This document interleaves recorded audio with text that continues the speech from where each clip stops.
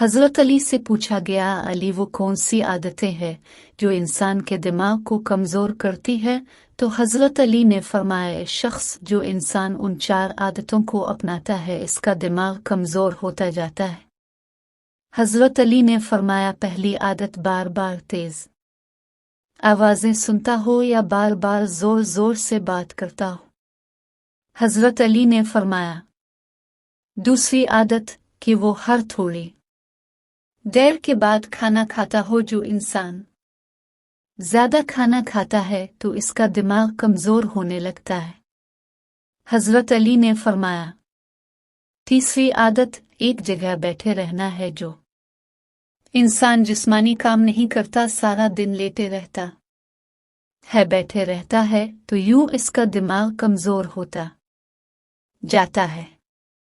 हज़रत अली ने फरमाया, और चौथी आदत जिससे दिमाग कमज़ोर होता है वो सीखने की जुस्तजू को छोड़ना है। याद रखना, जो इंसान सीखने की कोशिश को छोड़ देता है और यकीनी लगता है कि इसे सब कुछ आ गया, तो इसका दिमाग कमज़ोर होने लगता है और वो ताकत जो अल्लाह ने दिमाग को बख्शी है इससे वो दिन बादून महरूम होने लगता है।